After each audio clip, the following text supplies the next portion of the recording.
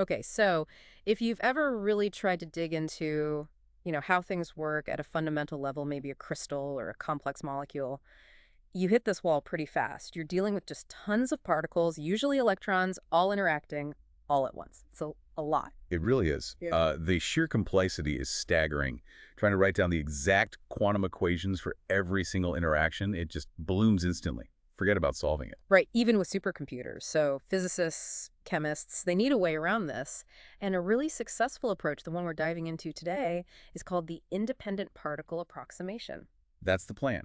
We want to explore how this approximation actually works, kind of following the logic laid out in the Feynman material we looked at. Yeah. It's about simplifying those messy interactions, maybe only looking at the neighbors, or an average effect, to make things solvable. And it turns out the simplification unlocks huge areas, solid-state physics, chemistry, you name it. Yeah, we're going to trace this idea. Let's start with something maybe a bit weird. Electron spins in a magnet, and see how that connects all the way to understanding why benzene looks the way it does. It sounds like a kind of theoretical skeleton key. So where do we begin? Let's start with ferromagnetism. Uh-huh. Imagine a perfect magnetic crystal, really cold, near absolute zero. The ground state, the lowest energy state, has all the electron spins pointing the same way. Let's say all up. Okay, all lined up. That parallel arrangement is preferred because it's lower energy, right? Something about the interaction between spins next to each other. Exactly. Adjacent spins wanting to be parallel minimizes the energy. And the mathematical tool we use to describe this energy and how the system changes is the Hamiltonian. The Hamiltonian, right? I remember that term. What's its specific job here? Is it just calculating energy or is it doing something? Well, it represents the total energy, but it also acts as an operator. Yeah. In this magnetic system, it specifically handles the exchange interaction. It basically has the power to swap the spins of adjacent electrons. Okay, so picture a line of atoms, all spins up. That's the ground state. Now, what if we add a bit of energy, flip one spin down? Right, we create an excitation, a little defect in the perfect alignment. Now, classically, you'd think that downspin just stays put. Yeah, it just sits there messing up the pattern. But quantum mechanics is different. That Hamiltonian, the exchange interaction, it doesn't let it sit still. The downspin effectively swaps places with its up neighbor. So it jumps. It jumps, and then it jumps again. This disturbance, this single flipped spin, doesn't stay localized. It actually propagates through the entire crystal lattice. Like a ripple. Exactly like a ripple or a wave. It travels. And this is where the approximation starts to pay off, right? Because this moving disturbance, it behaves in a really predictable way. Precisely. Physics kind of gives us a new thing to focus on. Instead of tracking zillions of interacting electrons, we track this propagating disturbance. We call it a spin wave, or sometimes a magnon. Magnon, so it's like a particle. In many ways, yes. It behaves like a particle. We can calculate its energy. It turns out the energy depends on how wavy it is, its spatial frequency, essentially. The equation looks something like E equals 2a times 1 minus cosine kb, where b is the spacing between atoms. Wow. So we can give it an energy, maybe even an effective mass? We can. It becomes a quantifiable independent entity, a quasi-particle. We've taken this incredibly complex electron interaction problem and effectively simplified it down to tracking these magnons. The approximation seems almost built into the physics itself here. It's not just a calculation trick. The system behaves as if these magnons are the real players. That's a great way to put it. The collective behavior manifests as these simpler particle-like waves. Okay, but hold on. If we're simplifying so much, ignoring interactions, how accurate is this? And, the real acid test must be when you have more than one. What if you flip two spins down, two magnons? That's the crucial question, definitely. If these magnons are truly independent, like we're approximating them to be, then the total energy should just be the sum of their individual energies. Oh. Simple addition. E total equals E1 plus E2. Okay, simple math.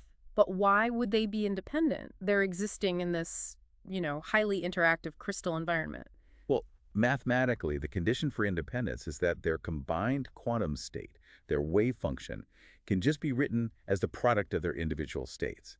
That's the technical requirement. But practically speaking? Practically, it means we can get away with adding energies. We're making a deliberate choice. Ignore the smaller residual interactions between the magnons themselves because the calculation becomes vastly simpler. So we trade a little bit of exactness for a huge gain in computability.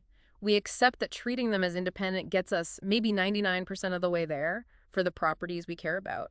Exactly. The error introduced by ignoring their interaction is often small compared to the main energy contributions. And for these magnons, it works very well. They are identical particles, and it turns out they behave like bosons.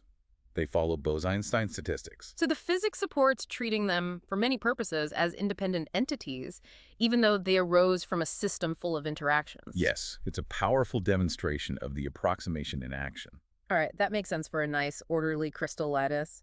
But what about, the messier world of chemistry? Does this independent particle idea hold up when you're dealing with molecules? Oh, absolutely. It's just as vital, maybe even more so, for understanding molecules, their shapes, stability, how they react. Let's take a really famous example. Benzene. Benzene, the six-carbon ring, C6H6. I remember chemists always talking about the delocalized electrons. Right. Benzene has 6 carbon atoms in a ring, and each contributes 1 electron, these pi electrons, that aren't locked into a single bond but are kind of shared around the whole ring. Huh? Trying to calculate the exact state of those 6 interacting electrons is, again, incredibly hard. So we bring in the approximation? We do. And when we apply it, treating each electron as moving somewhat independently in the average field of the others and the nuclei, the complex problem simplifies dramatically. We end up with a set of distinct energy levels available to these electrons. For benzene, there are 6 such levels. 6 levels for 6 electrons. How do we picture these levels? Are they just stacked vertically? There's actually a really neat visualization for ring systems like benzene. Imagine drawing a circle. The energy levels correspond to points placed symmetrically around that circle. The lowest point on the circle is the lowest energy state. Then there are 2 degenerate states slightly higher up, then 2 more degenerate states higher still, and finally 1 highest energy state at the very top of the circle. Okay, points on a circle. Lowest energy at the bottom, highest at the top. Exactly. And we have 6 pi electrons to place in these levels. Pauli's exclusion principle tells us only 2 electrons, spin up and spin down, can fit in each level. So we fill from the bottom up, 2 in the lowest state. Then 2 in the next degenerate pair. That's 4 electrons used up. And the last 2 go into the next degenerate pair. Oh, wait, no, sorry. Let me rephrase that. For benzene, the structure is 1 lowest level, then a pair of degenerate levels, then another pair of degenerate levels, and 1 highest level. 6 levels total. Okay. 1, 2, 2, 1. Got it. Right, so with 6 electrons, we fill the lowest single level, that's 2 electrons, and then the next pair of degenerate levels, that's 4 more electrons. Total of 6. Those 3 lowest levels are completely filled. And the higher energy levels are empty. Correct.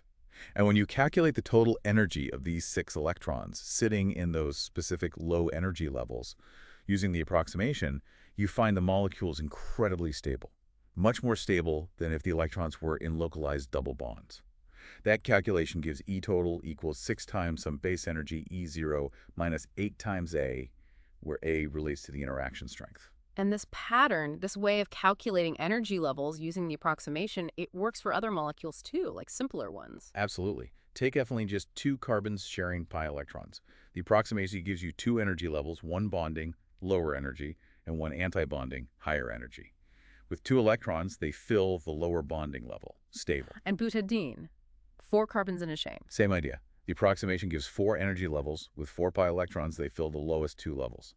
Again, you can calculate the total energy and stability. It's a consistent framework. Okay, so it calculates stability. But what's the so what factor for someone maybe not deep into quantum chemistry?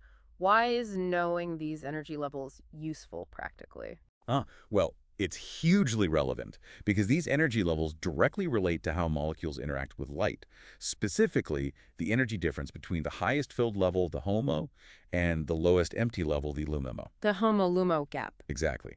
That energy gap corresponds precisely to the energy of a photon of light that the molecule can absorb to excite an electron from the filled level to the empty one. So calculating the energy levels tells you what colors of light the molecule will absorb. Precisely. It allows chemists to predict, or at least understand, a molecule's color, or where it absorbs in the UV or visible spectrum.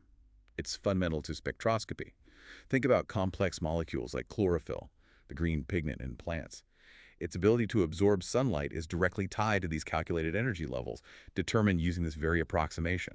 That's incredible. The same basic idea, simplify the interactions, treat particles as independent, explains electron behavior in a magnet and the color of a leaf. It's clearly very broadly applicable. Where else does it pop up? Well, it's absolutely fundamental to how we understand atoms themselves. The entire structure of the periodic table relies on it. You mean the electron shells? Like ones, twos, 2p. Exactly. That's the atomic shell model. The approximation here is that we treat each electron as moving independently, not interacting directly with every other specific electron, but rather moving in an average electric field created by the nucleus and all the other electrons combined. So instead of a horribly complicated n-body problem, you solve a much simpler one-body problem for each electron in this averaged out potential. You got it. And solving that simplified problem gives you those distinct energy levels, the shells and subshells. This explains why, for example, noble gases like neon or argon, with their perfectly filled outer shells, are so chemically inert and stable. It explains trends in ionization energy, electron affinity, basically all in chemical behavior. Okay, atoms, molecules, solids. It seems to be everywhere. Does it go even deeper? And the material we looked at mentioned the nucleus too. It does, astonishingly. The same core philosophy applies even inside the atomic nucleus. It's the foundation of the nuclear shell model. Wait, even in the nucleus? With protons and neutrons packed so tightly, interacting via the strong nuclear force, it seems like interactions would be everything there. It seems counterintuitive, I know, but it turns out that, to a surprisingly good approximation, you can treat each nucleon, each proton or neutron, as moving independently within an average potential, well created by all the other nucleons. That feels like a real stretch. Does it actually work? It works remarkably well. This nuclear shell model was incredibly successful. It predicted, for instance, why nuclei with certain specific numbers of protons or neutrons, the so-called magic numbers like 2, 8, 20, 28, 50, 82, are exceptionally stable. Magic numbers. They pop out of this model. They do. They correspond to filled shells within the nucleus, analogous to the filled electron shells in atoms. The independent particle idea, even in that extreme environment, was the key insight. So reflecting on all this, the big takeaway really seems to be the sheer power and, frankly, the necessity of this independent particle approximation, even though it feels like cheating, sometimes ignoring all those detailed interactions. It's not cheating so much as making a calculated simplification. We're focusing on the dominant effects and averaging out the rest. And the incredible success across magnets, molecules, atoms, nuclei. It shows this is often a very, very good calculation to make. It lets us tackle problems that would otherwise be completely out of reach. Yeah, it unlocks the ability to actually calculate things and make predictions in quantum mechanics for complex systems. It really does. It's about finding the right level of description. Sometimes focusing on the independent emergent behavior, like magnons or electrons in shells, is more fruitful than getting lost in the microscopic details of every single interaction. So we journeyed from spins flipping in a crystal, leading to these particle-like magnons, saw how that same logic helps understand the energy structure and light absorption of molecules like benzene, and even explains stability patterns inside the atomic nucleus. It's a unifying concept. And maybe the deeper lesson for you listening is that sometimes the key to understanding immense complexity isn't just more data or more computing power, but finding that elegant simplification, that approximation that reveals the underlying structure. A powerful thought. Well, thank you for joining us on this deep dive into one of quantum mechanics' most essential tools. We hope it sheds some light on how science makes progress even when faced with overwhelming complexity. We'll catch you on the next one.